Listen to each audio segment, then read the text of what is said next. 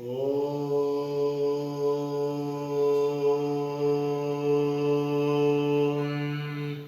नमः शिवाय। नमस्ते टू एवरीवन। आमे आज सुधा आपण मानकु प्रतिदिन आमे गोटे लेखे आसन करिकी देखौचे, तार हेल्थ बेनिफिट्स विषय रे मध्ये हम कहूचे। आज आसतु आमे आउ एक नुआ योगासन विषय रे आलोचना करिबा आ प्रैक्टिकल माध्यम रे करिबा। योगासन रो नामटी होची मेरु वक्रासन। तले मेरु वक्रासन रो हेल्थ बेनिफिट्स कौन?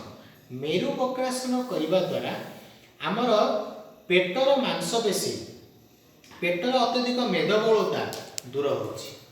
ता सहित आमर डाइजेस्टिव ऑर्गन उपरे विशेष फलप्रद होची। डाइजेस्टिव माने हजम प्रक्रिया रे उन्नति आसुची। ता सहित आमर दृष्टि शक्ति उपरे बहुत प्रभाव पड़ुची। दृष्टि शक्ति मध्ये भल होची। तेबे आसंतु एबे आमे किपरि मेरु वक्रासन करा जाय से विषय करिक देखिबे।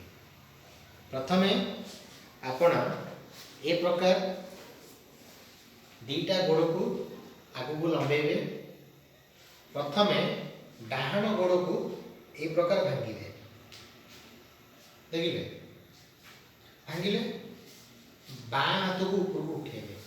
उठेकी ए पर साइड रे ए प्रकार रखिले, रखिकी ए प्रकार पछकू अनेबे।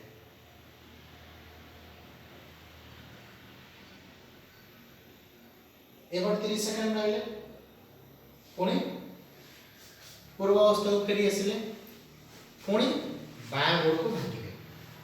बाँ हाथ को पछे रखिले, डाहाण हाथ को ऊपर को उठेबे। उठेकी ए प्रकार रखिले,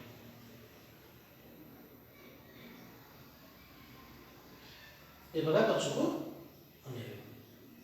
हैला तापरे पूर्व स्थिति को फेरी आसिबे। पुणी आउ थे ए प्रकार भांगिबे।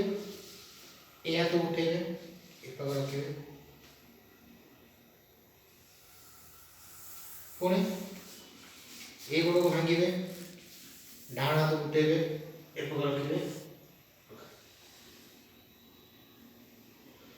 यह आम मेरु वक्रासन बोली कहिथाउ। तेणु आज आम जो योगासन विषय आलोचना कले आउ हेल्थ बेनिफिट्स विषय जानिले, या प्रतिदिन अभ्यास करंतु आर उपकार निश्चिंत अनुभव करेंगे। योग करंतु, सुस्थ निरामय जीवन यापन करंतु। हरि ओम तत्सत।